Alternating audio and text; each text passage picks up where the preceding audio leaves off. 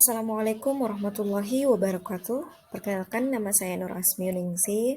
Saya salah satu mahasiswi program pendidikan guru Universitas Negeri Makassar tahun 2022. Pada kesempatan kali ini, saya akan menjelaskan salah satu tugas aksi nyata topik 4, mata kuliah pemahaman peserta didik dan pembelajarannya. Baik, hal pertama yang akan kami jelaskan yaitu rancangan pembelajaran berdiferensiasi atau disebut juga dengan developmentally appropriate practice.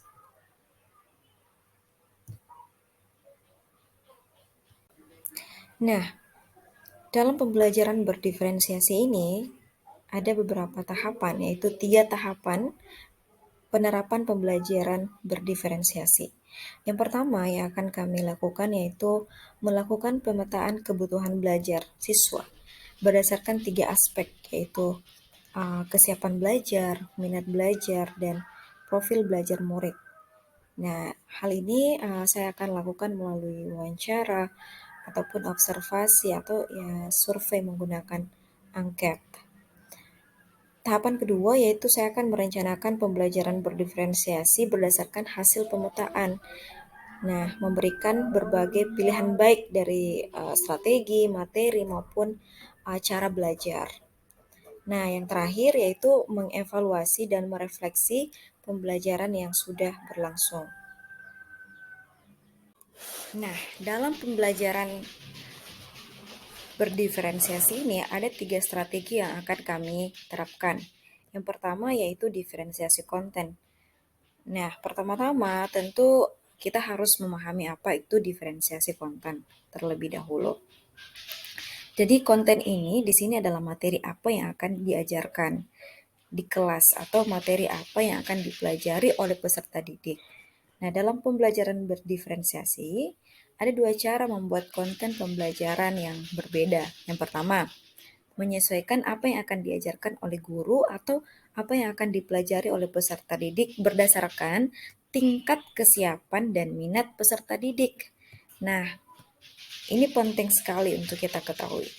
Nah, hal kedua yang bisa kita lakukan yaitu menyesuaikan bagaimana konten atau materi yang akan diajarkan atau dipelajari itu akan disampaikan oleh guru atau diperoleh oleh peserta didik berdasarkan profil gaya belajar yang dimiliki oleh masing-masing peserta didik. Nah, tentu di tahap kedua ini dalam hal diferensiasi konten, kita perlu ketahui gaya belajar peserta didik yang ada di dalam kelas. Seperti itu. Nah, strategi yang dapat dilakukan oleh guru untuk dapat mendiferensiasikan konten yang akan dipelajari oleh peserta didik itu ada banyak ya. Misalnya, menyajikan materi yang bervariasi, menggunakan kontrak belajar, menyediakan pembelajaran mini, menyajikan materi dengan berbagai moda pembelajaran, dan menyediakan berbagai sistem yang mendukung. Nah, kurang lebih seperti itu untuk diferensiasi konten. Selanjutnya, diferensiasi proses. Hal ini juga perlu kita pahami apa sih itu diferensiasi proses. Nah, pada bagian ini, proses ini adalah kegiatan yang dilakukan oleh peserta didik di kelas. Kegiatan yang dimaksud adalah kegiatan yang bermakna bagi peserta didik sebagai pengalaman belajarnya di kelas, bukan kegiatan yang tidak berkolerasi dengan apa yang sedang dipelajarinya. Artinya ada korelasi, ada hubungan antara materi dengan kegiatan yang akan dilakukan di kelas. Nah, kegiatan-kegiatan yang dilakukan oleh peserta didik ini tidak diberi penilaian kuantitatif berupa angka, melainkan penilaian kualitatif, yaitu berupa catatan-catatan umpan balik mengenai sikap, pengetahuan, dan keterampilan apa yang masih kurang atau perlu diperbaiki oleh peserta didik. Nah, kegiatan yang dilakukan harus memenuhi kriteria sebagai kegiatan yang pertama, baik. Baik, itu kegiatan yang menggunakan keterampilan informasi yang dimiliki peserta didik. Kedua, berbeda dalam hal tingkat kesulitan dengan cara pencapaiannya. kegiatan-kegiatan yang bermakna yang dilakukan oleh peserta didik di dalam kelas harus dibedakan juga berdasarkan kesiapan minat dan juga profil ataupun gaya belajar peserta didik. Nah, yang terakhir itu diferensiasi produk. Nah, di produk ini itu biasanya merupakan hasil akhir dari pembelajaran untuk menunjukkan kemampuan pengetahuan, keterampilan, dan pemahaman peserta didik setelah menyelesaikan satu unit pembelajaran atau bahkan setelah membahas materi pelajaran selama satu semester misalnya. Produk ini sifatnya sumatif dan perlu diberi nilai. Nah, di sini kita sebagai guru memberikan kebebasan kepada siswa untuk memilih seperti apa mereka ingin menampilkan hasil akhir mereka, bisa dalam bentuk video, bisa mungkin dalam bentuk mereka mempresentasikan di kelas dalam bentuk PowerPoint ataupun eh, cara-cara lainnya seperti itu. Jadi saya rasa itu ketiga hal yang perlu kita pahami dalam penerapan pembelajaran berdiferensiasi di kelas seperti itu, dan itu hal itu yang akan saya lakukan ketika nanti mengajar mandiri di dalam kelas seperti itu. Nah, dalam pembelajaran berdiferensiasi ini tentu kita perlu memahami gaya belajar peserta didik yang ada di dalam kelas kita, seperti auditory, kinestetik, visual. Nah, saya sebagai calon guru tentu harus tahu di dalam kelas mayoritas anak-anak itu lebih suka pembelajaran yang seperti apa. Nah, di sini sebagai calon guru saya akan berusaha untuk menerapkan pembelajar tiganya sehingga anak-anak yang memiliki gaya belajar visual, kinestetik, auditory itu terpenuhi kebutuhannya seperti itu. Misalnya, saya membuat pembelajaran video, kemudian PowerPoint ataupun untuk kinestetik sendiri saya bisa mengarahkan anak-anak untuk bekerja kelompok, kemudian menghasilkan satu karya ataupun produk ya, uh, kerja kelompok yang bisa membuat mereka bergerak dan itu bisa meningkatkan semangat belajar mereka di dalam kelas seperti itu. Sehingga gaya belajar mereka terpenuhi. Nah, setelah membaca juga beberapa referensi, ada dampak positif yang ketika kita menerapkan pembelajaran berdiferensiasi di dalam kelas. Yang pertama, setiap siswa itu merasa disambut dengan baik ketika kita menerapkan pembelajaran berdiferensiasi itu. Kedua, peserta didik itu merasa dihargai, merasa aman dengan karakteristik yang berbeda-beda. Itu mereka nyaman di dalam kelas. Ketiga, kita sebagai guru saya adalah sudah mencapai kesuksesan. Ada keadilan dalam bentuk nyata. Dan ada juga guru bisa dan murid berkolaborasi.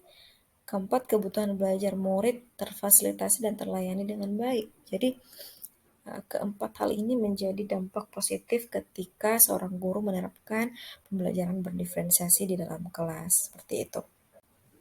Baik, kedua ini yang akan saya jelaskan itu rancangan penerapan pengajaran yang responsif kultur atau culturally responsive pedagogy. Jadi ini adalah pendekatan kedua dalam pembelajaran yang bisa kita terapkan di dalam kelas. Nah, di sini peran guru atau saya sebagai calon guru ini saya akan berusaha menghargai perbedaan-perbedaan budaya peserta didik. Kebudayaan ini adalah sebagai warisan dari leluhur yang terus dilestarikan seperti kearifan lokal dan budaya yang menjadi kebiasaan dalam kehidupan keseharian peserta didik seperti ya tingkah laku sehari-hari. Dan kemudian saya juga sebagai calon guru akan berusaha memahami latar belakang kondisi sosial peserta didik. Nah, di sini culture responsive pedagogy, guru berusaha untuk menghargai dan kemudian bagaimana perbedaan itu bukan sebagai suatu penghalang setiap peserta didik yang ada dalam kelas, tetapi menjadikan perbedaan itu membuat mereka menjadi lebih erat, lebih persaudaraan mereka lebih meningkat, lebih erat seperti itu. Nah, itu peran guru untuk menyatukan hal tersebut, saling menghargai satu sama lain di dalam kelas. Dan saya sebagai calon guru akan berusaha untuk menerapkan culturally responsive pedagogy itu di dalam kelas. Nah, pembelajaran dan eh, yang responsif secara budaya itu adalah bisa juga disebut dengan pembelajaran atau pedagogik yang komprehensif, yang berdasarkan pada gagasan bahwa budaya secara langsung itu sangat mempengaruhi pengajaran dan pembelajaran dan memainkan peran penting dalam cara kita berkomunikasi dan menerima informasi. Begitu besar dampak budaya pada anak-anak untuk menerima informasi seperti itu dan bagaimana mereka berkomunikasi. Maka dari itu kita harus menghargai itu dan kita harus berusaha memahami itu, memahami perbedaan tersebut dan kita berusaha mengenal semua peserta didik yang kita ajar di dalam kelas untuk mereka merasa dihargai, merasa disayangi, merasa connected, terhubung dengan kita satu sama lain seperti itu. Baik, dalam hal ini, dalam culturally responsive pedagogy ini ada 7 karakteristik pengajaran dan pembelajaran yang responsif secara budaya. Yang pertama itu perspektif positif pada orang tua dan keluarga. Di sini peran guru itu kita berusaha bekerja sama, bermitra dengan orang tua untuk mengetahui peningkatan peserta didik kita, mengetahui latar belakang, mengetahui budaya, ataupun tingkah laku anak-anak di rumah.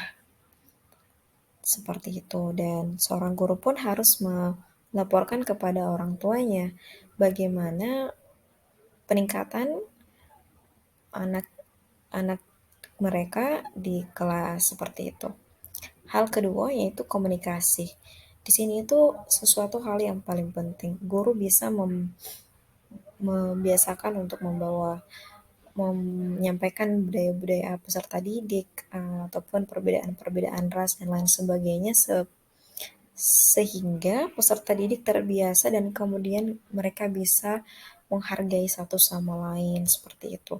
Itu hal yang paling penting dalam hal komunikasi. Nah, yang ketiga, belajar dalam konteks budaya. Di sini budaya menentukan bagaimana kita mengajar dan belajar, bagaimana kita menginformasikan gaya belajar dan metode pengajaran. Nah, beberapa siswa mungkin lebih memilih gaya belajar kooperatif, sementara yang lainnya berkembang melalui belajar mandiri. Nah, guru yang belajar tentang dan menghormati latar belakang budaya siswa, mereka kemudian dapat menyesuaikan metode pengajaran mereka untuk mencerminkan preferensi gaya belajar. Bertanya kepada para siswa dan keluarga bagaimana mereka lebih suka belajar menurut latar belakang budaya. Mereka adalah tempat yang bagus untuk memulai. Nah, sebagai contoh misalnya, beberapa siswa berasal dari tradisi mendongeng, lisan yang kuat, sementara yang lain datang dari tradisi belajar melalui seperti ya, melakukan yang bergerak seperti itu. Itu disebut juga dengan kinestetik. Jadi itu kita perlu ketahui. Nah, yang keempat ini ada instruksi yang berpusat pada siswa. Di sini itu belajar adalah proses kolaboratif yang sangat sosial, di mana pengetahuan dan budaya dapat dihasilkan tidak hanya di ruang kelas, tetapi melalui keterlibatan dengan keluarga, komunitas, dan ruang agama dan sosial di luar kelas. Guru yang mempromosikan pembelajaran berbasis pertanyaan mengundang siswa untuk mempromosikan proyek mereka sendiri dan mengikuti minat pribadi, termasuknya memilih buku dan film untuk dijelajahi dengan persyaratan mereka sendiri. Nah, siswa yang berbicara dalam berbagai bahasa mungkin lebih suka merancang proyek yang memungkinkan mereka untuk mengekspresikan diri dan dalam bahasa pertama mereka. Yang kelima, instruksi yang diperantarai budaya. Nah, di sini maksudnya adalah budaya menginformasikan perspektif kita, sudut pandang, pendapat, dan bahkan serangkaian perasaan pada subjek. Nah, guru dapat mendorong pengambilan perspektif aktif di kelas, memperhitungkan berbagai sudut pandang pada subjek tertentu, dan menggambar dengan berbagai cara di mana subjek didekati menurut budaya tertentu. Yang selanjutnya, membentuk kembali kurikulum. Di sini maksudnya, setiap kurikulum yang diberikan adalah ekspresi kolektif dari apa yang kita hargai dan temukan tentang dalam hal belajar dan mengajar. Sekolah yang responsif secara budaya harus secara aktif meninjau kurikulum, kebijakan, dan praktiknya secara kolektif, mengirimkan pesan inklusi atau eksklusi kepada siswa dan komunitasnya yang diperluas. Nah, kurikulum yang memegang cermin hingga identitas siswa memperkuat ikatan antara siswa, sekolah, dan masyarakat. Seperti itu. Nah, selanjutnya di sini yaitu guru sebagai fasilitator. Ini yang paling penting. Di dalam pengajaran responsif budaya ini, untuk guru ini berperan sebagai fasilitator. Seorang guru melakukan lebih dari sekedar mengajar atau memberikan pengetahuan.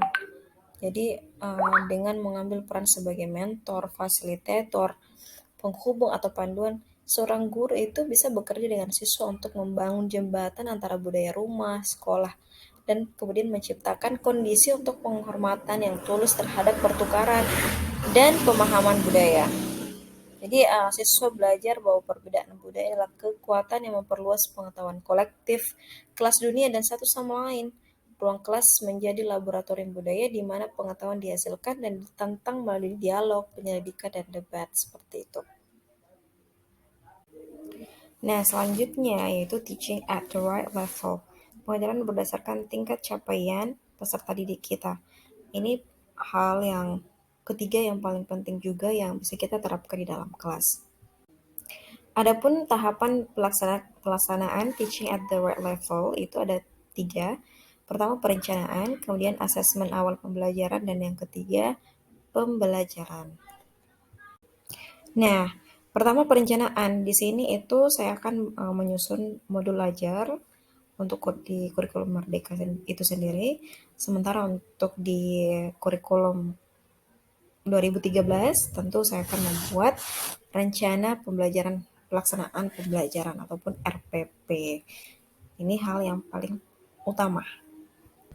Nah, hal kedua tentu asesmen awal pembelajaran untuk mengetahui capaian peserta didik ataupun kemampuan peserta didik. Nah, asesmen awal ini memiliki tujuan untuk menilai kesiapan setiap murid untuk mempelajari materi yang telah dirancang. Nah, saya akan mengelompokkan atau klasifikasi murid berdasarkan tingkat kesiapan yang mungkin relatif sama. Nah, tahap ketiga ini pembelajaran. Nah, setelah saya merencanakan dengan membuat RPP, kemudian saya melakukan asesmen awal untuk mengetahui kemampuan uh, awal siswa atau disebut juga dengan prior knowledge siswa seperti itu. Selanjutnya yaitu pembelajaran. Nah, di sini selama proses pembelajaran berlangsung, saya akan melakukan aktivitas asesmen formatif secara berkala. Nah, tujuannya agar saya bisa evaluasi ketercapaian pemahaman anak-anak dan apa yang perlu saya perbaiki untuk pembelajaran berikutnya seperti itu. Sehingga teaching at the right level ini bisa teraplikasikan dengan baik dan pembelajarannya bisa berjalan efektif seperti itu. Nah, itulah tadi pembahasan ketiga pendekatan pembelajaran di dalam kelas. Yang pertama yaitu developmentally appropriate practice ataupun pembelajaran berdiferensiasi, kemudian culturally responsive pedagogy ataupun pengajaran yang responsif kultur, dan yang ketiga yaitu teaching at the right level atau disebut juga dengan pengajaran yang berdasarkan tingkat capaian peserta didik. Saya rasa cukup. Terima kasih banyak atas waktunya. Saya tutup dengan salah satu quote Ki Hajar Dewantara. apapun yang dilakukan oleh seseorang itu hendaknya dapat bermanfaat bagi dirinya sendiri, bermanfaat bagi bangsanya, dan bermanfaat bagi manusia di dunia pada umumnya. Sekian, wassalamualaikum warahmatullahi wabarakatuh.